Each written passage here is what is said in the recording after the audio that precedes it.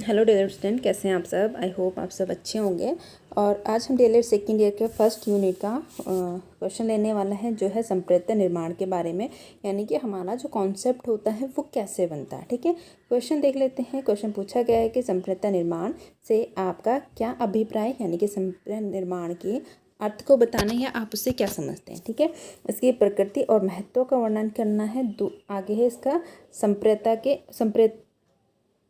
संप्रेत्य को प्रभावित करने वाले कारकों को बताना है। तो इस वीडियो में हम उसको अर्थ को जानेंगे और उसको प्रभावित करने वाले कारकों के बारे में जानेंगे। फिर नेक्स्ट कभी वीडियो बनाऊंगी तो उसमें प्रकृति या महत्व के बारे में बता दूंगी। एक्चुअली मैंने क्वेश्चन पहले पढ़ा नहीं था, मैंने सीधा उसके कॉन्सेप्ट यहाँ से पढ़ना शुरू करा, यहीं से अपनी आंसर बनाना शुरू करा। तो मुझे लगा कि अर्थ और प्रकृति ही इसमें पूछा गया होगा, तो इसलिए मैं इसको इंक्लूड नहीं कर पाई थी यहाँ पर, लेकिन मैं बता दूँगी कभी।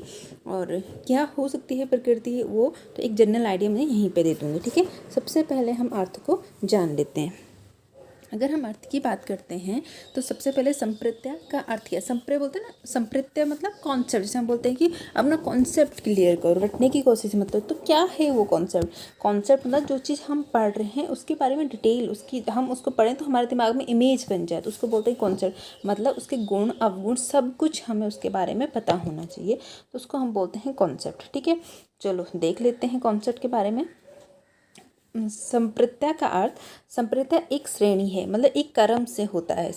ठीक है, एक के वजह से हम अगर हमारा कॉन्सेप्ट किसी शब्द को लोगे तो शब्द कैसे बनेगा। पहले हमने उसके सिंबल सीखे, अ आ ई सीखा होगा।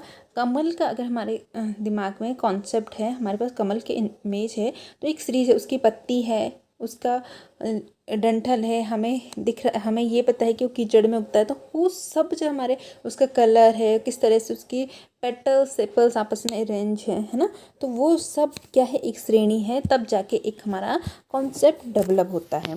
तो श्रेणी एक संप्रेत्य एक श्रेणी है जिसका उपयोग, इस श्रेणी का उपयोग हम किसी वस्तु या घटना के लिए करते हैं। किसी वस्तु या घटना को समझने के लिए हम इस श्रेणी का उपयोग करते हैं। जैसे जानवर, सेब, भीड़, इसको समझने के लिए हम क्या करते हैं, एक श्रेणी का यूज़ करते हैं। अब हम जैसे जानवर का एग्जाम्पल ले लें, तो जानवर हमने किस में रखा, हमने देखा है कि जिन भी प्राणियों में 4 पैर हैं वो हाथ और पाँव दोनों से ले चारों पैरों से चल रहे हैं, उनमें आँख है, कान है, इस तरह से उनकी अपनी एक अलग सी भाषा है। तो उसको हमने जानवर का, तो हमारा एक कॉन्सेप्ट बन गया जानवर। जब हम जानवर कहते हैं तो हमारे दिमाग में कुत्ता, बिल्ली, घोड़ा, खच्चर सबकी इमेज बनती है। लेकिन अगर हम कुत्ता कहें तो सिर्फ कुत्ते वाले की इमेज बनेगी, है ना, कुत्ते की इमेज बनेगी। तो वो क्या है, हमारे कॉन्सेप्ट है। इसी तरह से हम सेब या भीड़ की कॉन्सेप्ट अपने दिमाग में बनाते हैं। आगे देख लेते हैं। संप्रेत्य और श्रेणी दोनों को एक दूसरे के लिए यूज़ किया जाता है। संप्रेत्य के लिए हम श्रेणी के लिए संप्रेत्य को यूज कर सकते हैं या प्रयोग किया जाता है। ठीक है, संप्रेत्य की व्याख्या विशेषताओं और गुणों के समूह के रूप में किया जाता है। अगर हम संप्रेत्य को परिभाषित करना हो तो कैसे करेंगे, किसी भी वस्तु की जो उसकी विशेषताएं हैं, जो उसके गुण हैं, उनके समूह के रूप में कैसे, जैसे जानवर कह रहे हैं तो जानवर क्या होंगे, जानवर का गुण क्या हो जाएंगे, विशेषताएं क्या होंगी। जैसे 4 हाथ और पैर होते हैं, कान होते हैं, आँख होती है, रीढ़ की हड्डी होती है। अंदर बारीक जाएंगे तो अदर्स ऑर्गन के बारे में जानेंगे। तो वो सब विशेषताएं जब एक साथ मिलके आती हैं तब एक पूरे जानवर की हमारे सामने इमेज बनती है, तो उसको हम कहते हैं संप्रेत्य। तो यानी कि संप्रेत्य क्या है, किसी भी वस्तु या प्राणी की गुणों या विशेषताओं का समूह के रूप में है या सामूहिक रूप है। ठीक है, जो किसी नियम से जुड़े होते हैं। ये क्या है, किसी नियम से आपस में जुड़े हुए होते हैं।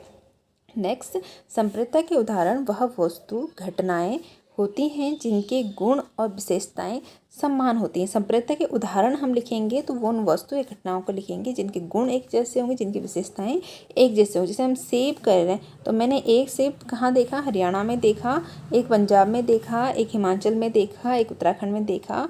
तो उन सब की विशेषताएं कुछ एक जैसी रही होंगी। कैसे, रेड कलर का रहा होगा, गोल रहा होगा, उसमें एक डंठल रहा होगा, उसका स्वाद मीठा रहा होगा, खट्टा रहा होगा, जो भी रहा होगा। तो वो सब जब हमने आपस में जोड़े तो हमने एक कॉन्सेप्ट बना लिया कि ये सेब है, हमने उसको एक नाम दे दिया। ठीक है, यही ये बात बोलना चाहता है। संप्रत्यय की बात करें, संप्रत्यय चिंतन का एक आवश्यक अंग है। संप्रत्यय जब भी हम कॉन्सेप्ट बनाते हैं तो हमारी चिंतन शक्ति उसमें यूज होती है, तो इसलिए बोला गया है कि हमारे चिंतन का एक आवश्यक अंग है। संप्रत्यय हमारे चिंतन को क्या करता है, निर्देशित करता है। और इसके बाद ये वाली लाइन यहाँ से, ठीक है, और इसे नेतृत्व प्रदान करता है। जिससे माना हम किसी की समस्या का समाधान करते, तो हम उसके बारे में चिंतन कर रहे हैं। माना हमारे देश में बाढ़ आ गई, अब सरकार को बाढ़ से मुक्ति प्राप्त करनी है, तो उसके बारे में चिंतन होगा। चिंतन किस बेस पे होगा, पुराने कुछ कॉन्सेप्ट होंगे, पहले कभी बाढ़ आएगा उसका कुछ निराकरण दिया गया होगा, तो उसके बेस पे हम क्या करते, चिंतन करते हैं, और उससे पुरानी जो हमारी प्रॉब्लम थी, पुराने जो कॉन्सेप्ट, उससे अच्छा कॉन्सेप्ट हम उसके बेस पे बना लेते हैं। तो इसीलिए बोला गया है, तो हमें निर्देशित करती है, हमें बताती है किस तरह से करना, और हमारा नेतृत्व करती है, ठीक है। यदि हमारा कॉन्सेप्ट स्पष्ट होता है, सही होता है, साफ सुथरा होता है, तो हमारा चिंतन भी क्या होता है, सही होता है या स्पष्ट होता है। आगे बढ़ते हैं। संप्रत्यय एक सामान्यीकृत अर्थ होता है। एक क्या है, नॉर्मलाइज अर्थ है। जब हम बहुत सारी चीज़ों को ऑब्जर्व कर लेते हैं, उनका अवलोकन कर लेते हैं, उसका जो निष्कर्ष निकालते, उसका जो सामान्यीकृत जो जनरलाइज कर लेते हैं, तो उसको हमने संप्रत्यय नाम दिया है, ठीक है। जिसका संबंध एक पदार्थ से होता है। संप्रत्यय हमारे अनुभवों का परिणाम, जिसका संबंध वो सामान्यीकृत क्या होती है, कोई पदार्थ होती है, ठीक है। और संप्रत्यय क्या, जब हमारे बहुत सारे उस पदार्थ से लेकर हमारे जो भी अनुभव हैं, जब हम उनको कंक्लूजन करके एक रूप दे दिया, तो उसे हमने संप्रत्यय कह दिया। उदाहरण के लिए, कई कुर्सी, गायों आदि को देखकर उनके सामान्य गुण और विशेषताओं के बारे में एक सामान्य विचार आता है। जैसे हम कुर्सी देखेंगे तो हमने देखा भी नहीं, उसके सामान्य से गुण हमारे दिमाग में। गाय की बात करेंगे तो उसके सामान्य गुण और विशेषताएं हमारे दिमाग में आ जाती हैं। तो वो क्या है, वो सब संप्रत्यय का हिस्सा है या संप्रत्यय है, ठीक है। इसके बाद आ जाते हैं, इस प्रकार हमारे मन में पदार्थों की सामान्य आकृति बन जाती है संप्रत्यय के बेस पे। ये हो गए। आगे देख लेते हैं। आगे है, ये था संप्रत्यय का अर्थ। अब हम बात करेंगे संप्रत्यय के कारक। अगर हम संप्रत्यय के कारक की बात करें तो संप्रत्यय निर्माण को प्रभावित करने वाले कारक, कौन कौन से कारक ऐसे हैं जो हमारे कॉन्सेप्ट को प्रभावित, हमारे कॉन्सेप्ट को या तो बनने में हेल्प करते हैं या उनको बनने नहीं देते, दोनों तरह से हम प्रभावित की बात करते हैं। तो पहला जो है, इसमें पहला है परिपक्वता स्तर। हमारा जो परिपक्वता स्तर है, माना कोई बच्चा 5 साल का और हम उसे 10 साल के हिसाब से उसके कॉन्सेप्ट डेवलप करना चाहते हैं, तो पॉसिबल नहीं है। हमें उसे 5 साल के बच्चे के हिसाब से ही सिखाना होगा, उसके कॉन्सेप्ट डेवलप करने होंगे। दूसरा होता है सीखने के अवसर और सामाजिक वातावरण। हमें, हमारा जो कॉन्सेप्ट है उसमें हमें किस तरह के अवसर मिले हैं, हमें किस तरह की शिक्षा मिली है, प्रशिक्षण मिला है, और साथ में हमारा जो सामाजिक वातावरण था वो कैसा था, वो सीखने में हेल्प कर रहा था नहीं। जैसे हमारा जो सामाजिक वातावरण बहुत प्रेरित करने वाला होता है तो कोई चीज़ ईजिली सीखने, लेकिन वहीं अगर डिस्टर्ब क्रिएट करने वाला होता है तो हमें सीखने में प्रॉब्लम्स आती हैं। तो इस तरह से, ठीक है। अगला तीसरा है ज्ञानात्मक विकास। हमारा ज्ञानात्मक विकास पर पर्यावरण का प्रभाव। हमारा जो ज्ञानात्मक विकास है, जब हम सीख रहे थे तो पर्यावरण का क्या प्रभाव पड़ता, साफ सुथरा पर्यावरण था, शांत पर्यावरण था, माना वो शोरगुल वाला पर्यावरण, और हमारा प्रशिक्षक हमें पढ़ा रहा है, क्या हम उसमें सीख पाएंगे। एक तो हो सकता है वो जो हमें सामने से सिखाने की कोशिश करें, हम प्रॉपर उसे सुन नहीं पा रहे हैं, हम कोई पूछना चाहते हैं, हमारे टीचर तक वो आवाज़ नहीं जा रही है, हमारा ध्यान बार बार उस शोरगुल की तरफ भटक रहा है, तो ये क्या होते हैं, ये सब क्या पर्यावरण प्रभाव होते हैं जो हमारे ज्ञानात्मक पक्ष पे पड़ते हैं, और इससे हमारा जो कॉन्सेप्ट होता है, जो संप्रत्यय होता है, वो प्रभावित होता है। दूसरे, हमारी ज्ञान इंद्रियां, जैसे हमारे आँख, कान, नाक, सब स्वस्थ होनी चाहिए, तभी जाके हम प्रॉपर नॉलेज को ले पाएंगे। उसी के बेस पे हमारा क्या होगा, हमारा कॉन्सेप्ट डेवलप। उसके बाद हमारी बौद्धिक क्षमताएं, हम किस लेवल तक सोच पाते हैं, किसी चीज़ को समझ पाते हैं, हमारी तर्क करने की क्षमता कि हम उसमें सही गलत किस बेस पे समझ रहे हैं, समझ पा रहे हैं, नहीं समझ पा रहे हैं, और हमारी चिंतन शक्ति। तो ये सब जो है संप्रत्यय निर्माण को क्या करती हैं, प्रभावित करती हैं। तो आप जब भी एग्जाम में अपनी कॉपी लिखें तो आप इस तरह से फ्लो चार्ट का यूज़ कर सकते हैं। ये एक आपको अच्छा नंबर गेन करने में हेल्प करता है, ठीक है। तो इस तरह से आप क्या कर सकते हैं, अपनी आंसर राइटिंग कर सकते हैं। बाकी आपके ऊपर है आप किस तरह से करते हैं, लेकिन ये एक अच्छा तरीका होता है अपने आंसर को प्रेजेंट करने का। अब हमने 6 तरीके जाने हैं, उसको एक एक को हम डिस्क्राइब करके बताएंगे कि कौन कैसे इफेक्ट डालता है। सबसे पहले हम परिपक्व की बात कर लेते हैं। परिपक्व अप्रत्यक्ष रूप से बालक के संप्रत्यय विकास को प्रभावित करते हैं, मतलब अप्रत्यक्ष, इनडायरेक्ट, डायरेक्ट रूप से नहीं, इनडायरेक्ट कैसे करें, हमने उसे किसी ट्रेनिंग दे रही हैं बच्चे को। बच्चा है, हम उसे 5 साल का बच्चा है, हमसे 8 साल के बच्चे की ट्रेनिंग दे रहे हैं। अब हम डायरेक्ट ट्रेनिंग दे रहे हैं, वो कुछ सीख भी रहा है, लेकिन डायरेक्टली उससे इफेक्ट हो रहा है, क्योंकि उसकी मेंटल लेवल उतनी परिपक्व नहीं, तो उतनी देर से सीखेगा, उससे प्रॉब्लम ज़्यादा आएंगी समझने में। तो इसलिए बोला है इनडायरेक्ट रूप से क्या करता है, प्रभावित करता है। बालक की मानसिक परिपक्वता आयु के अनुरूप होनी चाहिए। जितनी उसकी, अगर उस बच्चा 5 साल का है तो उसकी मानसिक आयु भी 5 साल की होने, मानसिक परिपक्वता उसका 5 साल के बच्चे के हिसाब से होना चाहिए। ठीक है। यदि बालक की मानसिक परिपक्वता आयु के अनुरूप नहीं है, बालक 5 साल का है लेकिन उसकी मानसिक क्षमता कितनी है, 3 साल के बच्चे के बराबर है, तो बालक अपनी आयु के अनुरूप उद्दीपक या उद्दीपनों के अर्थ को समझने में असमर्थ होगा। तो जितनी क्षमता 5 साल के बच्चे की होनी चाहिए थी, अपने चारों के जो उद्दीपक है, उद्दीपक में जो उसको किसी चीज़ की ओर अट्रैक्ट करे, कुछ सीखने के लिए मजबूर कर रहे हैं। ठीक है। तो जो क्षमता उसके पास होनी चाहिए वो नहीं होगी, क्योंकि उसकी मेंटल आयु क्या है, उसकी जो एक्चुअल आयु है उसके बराबर नहीं है, यानी मेंटल रूप से भी पिछड़ा हुआ बालक है। दूसरा, अगर बच्चा 5 साल का है, उसकी मेंटल आयु भी 5 साल की, लेकिन हम उसे ट्रेनिंग 10 साल के हिसाब से दे रहे, तो भी यहाँ पे वो चीज़ लागू होती कि वो वहाँ पर नहीं सीख पाएगा उस चीज़ को। ठीक है। नेक्स्ट आ जाती आगे, इसी में लिखा हुआ है एक आयु विशेष में सही और सामान्य संप्रदाय के विकास के लिए आवश्यक है कि उसकी मानसिक परिपक्वता आयु के अनुसार हो। मतलब अगर हम एक आयु विशेष, मतलब अगर हम 10 साल के बच्चे को कोई चीज़ सिखा रहे हैं, तो सही कॉन्सेप्ट डेवलप होने के लिए ये ज़रूरी है कि उसकी मेंटल आयु भी 10 साल की ही हो, उसकी मानसिक परिपक्वता भी 10 साल की ही हो, तभी जाके उस चीज़ को वो समझ सकेगा। अगला आ जाता है हमारा पॉइंट है, वो है सीखने के अवसर और सामाजिक वातावरण। प्रत्यय या प्रत्यय को हम बोल सकते हैं संप्रत्यय। ठीक है। संप्रत्यय निर्माण या प्रत्यय निर्माण की मात्रा और प्रत्ययों के गुण दोनों ही सीखने के लक्ष्य प्राप्त करना है। प्रत्यय का अगर हम निर्माण कर रहे हैं या प्रत्यय गुणों को सीख रहे हैं, तो दोनों ही हमारे सीखने के लक्ष्य या हम जो सीखने का जो लक्ष्य है उसको प्राप्त करें, हम सीख रहे हैं। ठीक है। सामान्य समस्या समाधान में 3 चरण होते हैं, और इन तीनों चरण के द्वारा हम अपने कॉन्सेप्ट को डेवलप करते हैं। ठीक है। जिससे छात्रों के सम्मुख समस्या इस प्रकार से रखी जाए कि उनमें उत्प्रेरणा हो। तो इससे क्या होगा, जब हम छात्रों के सम्मुख कोई समस्या को रखते हैं, तो उससे क्या होता है कि छात्र उस समस्या को बारे में उसको सॉल्व करने के लिए नई नई चीज़ें सीखते हैं, जिससे उनका संप्रत्यय निर्माण होता है। अनुमानित हल की खोज करना, जब कोई समस्या रखेंगे तो एक अनुमान लगाएंगे ये इसका आंसर होगा, फिर उसको रिसर्च करेंगे, तो वो भी हमें क्या हेल्प करता है कॉन्सेप्ट निर्माण करने में। उसके बाद जब हम पूरी रिसर्च भी कर लेते हैं अपने समस्या समाधान के बारे में, फिर हम उसका मूल्यांकन करते हैं, उसका निष्कर्ष निकालते हैं, तो ये 3 स्टेप हो गए, और जिसके बेस पे हम अपने कॉन्सेप्ट को डेवलप कर लेते हैं। ठीक है। नेक्स्ट तीसरा जो पॉइंट है हमारा, वो है ज्ञानात्मक विकास पर पर्यावरण का प्रभाव। जो हमारा ज्ञानात्मक विकास है उस पर पर्यावरण का क्या प्रभाव पड़ता है। ज्ञानात्मक विकास समझ रहे हो, ज्ञान मतलब हमारे दिमाग से होता है, जो भी हम सोचें, यानी संप्रत्यय निर्माण करना, प्रत्यक्षीकरण, चिंतन, तर्क, सब कुछ क्या आता है, हमारा ज्ञानात्मक विकास के अंतर्गत आता है। ठीक है। ज्ञानात्मक विकास पर पर्यावरण का प्रभाव पड़ता है। ठीक है। अनुकूल पर्यावरण होना बहुत आवश्यक। अनुकूल मतलब जिसमें हमारा नॉलेज बढ़ सके, ऐसा पर्यावरण होना जरूरी है। माता पिता का अध्यापकों को बालक को उचित विकास के लिए अनुकूल वातावरण उपलब्ध कराने का भरसक प्रयास करने, माता पिता और अध्यापकों को बालकों को उचित पर्यावरण प्रोवाइड कराना चाहिए, ताकि उनका जो ज्ञानात्मक विकास है वो अच्छे से हो सके। ठीक है। उचित पर्यावरण कैसे, मतलब एक तो जहाँ पे चीज़ों को सीख रहे हैं उसको सीखने के लिए नई नई चीज़ें देनी चाहिए। दूसरा, वहाँ का वातावरण शांत होना चाहिए, वातावरण क्रिएटिव होना चाहिए, ऐसा होना चाहिए जिसकी और बच्चे अट्रैक्ट हों, जिसको जानने की बच्चे कोशिश करें, तो इस तरह से वो चीज़ें क्रिएट कर सकते हैं। ठीक है।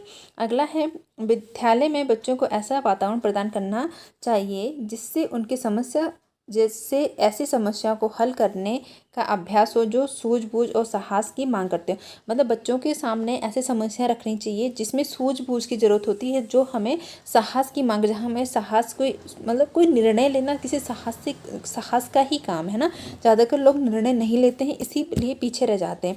तो ऐसा हमें माहौल क्रिएट करना चाहिए स्कूल में, ताकि बच्चों को इन चीज़ों की हैबिट रहे, और जब वो बड़े होकर एक बड़े सामाजिक प्राणी बने, उनके कंधों पे सामाजिक जिम्मेदार आएँ, तो अच्छे निर्णय वहाँ पे ले सकें, तो अच्छे सूझबूझ कर सकें। तो इस तरह से हम उनका ज्ञानात्मक विकास करते हैं, जिससे उनका कॉन्सेप्ट भी डेवलप होता है। अगला है ज्ञान इंद्रिया।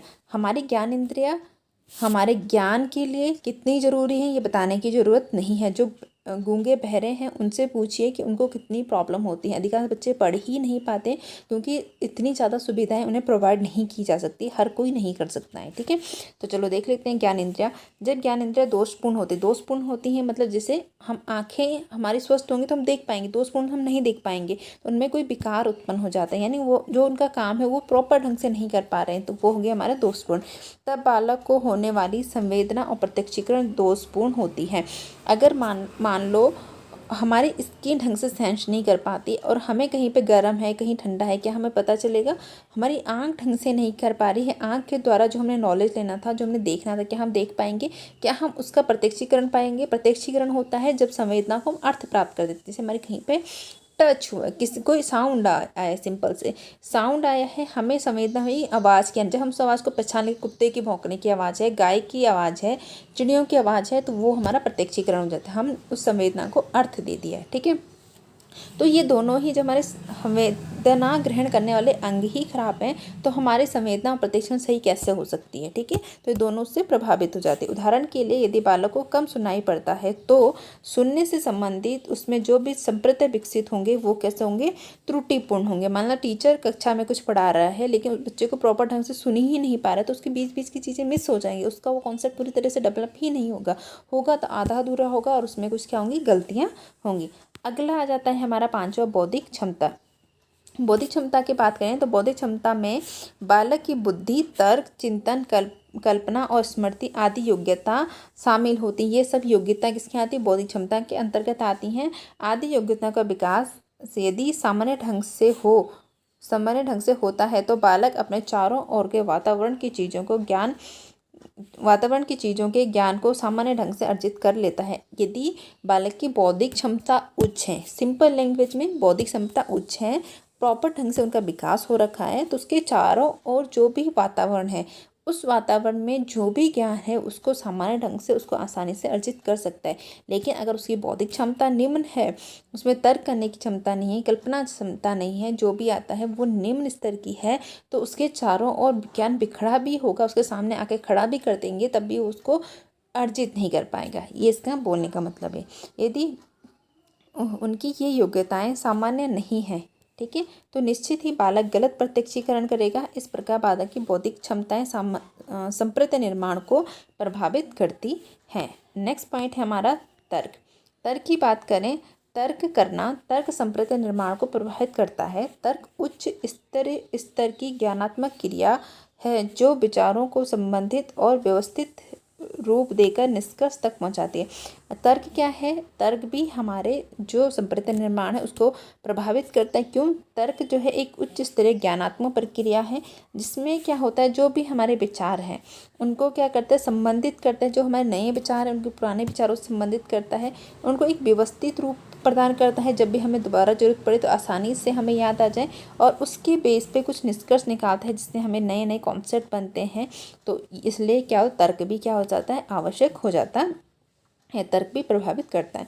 तर्क किसी नियम या सिद्धांत के आधार पर सामग्री का विश्लेषण और विवेचन करके परिणामों को निकालता। तर्क क्या करते हैं? जो पुराने नियम या सिद्धांत हैं उसके आधार पर जो भी सामग्री है जिसके बारे में हम तर्क करें उसका विश्लेषण करते हैं, उसका विवेचन करते हैं और कोई परिणाम या कोई निष्कर्ष निकालते हैं, और इसकी या किसी समस्या का क्या कर लेते हैं?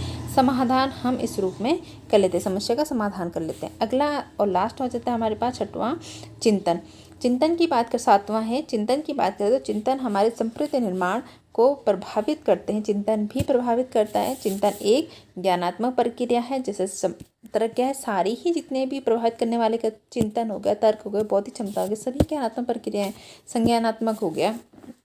ठीक है, जो प्रत्यक्षीकरण और स्मरण दोनों पर निर्भर। चिंतन हमारा प्रत्यक्षीकरण, हमारी जो संवेदना है उनको समझना, और उन संवेदनाओं से लेकर पुरानी जो हमारी स्मृति है उन दोनों को जब हम आपस में जोड़ते हैं तब जाके हम एक स्वस्थ चिंतन कर पाते हैं। तो चिंतन में प्रत्यक्षीकरण और संवेदना दोनों ही शामिल होते हैं, या चिंतन दोनों पर ही निर्भर करता है। ठीक है, प्रत्यय और सिद्धांत हमारे चिंतन को संचालन करते हैं। जो प्रत्यय होते हैं और जो सिद्धांत होते हैं हमारे चिंतन को संचालन करते हैं, मतलब उनको एक दिशा प्रदान करते हैं। चिंतन में बहुत चिंतन में वस्तु का विश्लेषण होता है। चिंतन में क्या होता है, जो वस्तु किसी भी वस्तु है या कोई भी समस्या समाधान है उसका विश्लेषण होता है। गुण दोष, अच्छा बुरा, क्या होना चाहिए क्या नहीं होना चाहिए, ये सब कहाँ से शुरू करेंगे कहाँ ख़त्म करेंगे, ये सब हमारे चिंतन में आता है। ठीक है। चिंतन निरीक्षण के क्षेत्र में वृद्धि करता है। जब हम चिंतन करते हैं तो हमारा निरीक्षण का क्षेत्र जो में वृद्धि होते हैं। हम ऑब्जर्व उसको देखने से लेकर उसके बारे में निष्कर्ष निकाल कोई कॉन्सेप्ट बनाने तक ये सब हमारे वृद्धि हो जाता है। ये सब हम अलग तरीके से सोचने लग जाते हैं। तो ये सब कौन करता है, जिसका चिंतन जितना अच्छा होता है, जितना उच्च कोटि का होता है। अब बात आती है निष्कर्ष की। इन सबसे क्या निष्कर्ष निकलता है, तो संप्रत्यय एक श्रेणी है। संप्रत्यय के आधार पर हम क्या करते हैं, अपने ज्ञान को व्यवस्थित एवं संगठित करते हैं। जब हमारा संप्रत्यय, तो जो भी नॉलेज हम इधर उधर से बहुत सारी नॉलेज देते हैं तो हम उसके एक क्रम में रखते हैं, एक ग्रुप में रख देते हैं। जैसे हम जानवर एक वर्ड से हमने इतने सारे लोगों को, इतने सारे प्राणियों को हम उसमें क्या कर देते हैं, क्लासीफाई कर देते हैं। सारे प्राणियों के उसमें कैरेक्टर को हमने शामिल कर दिया।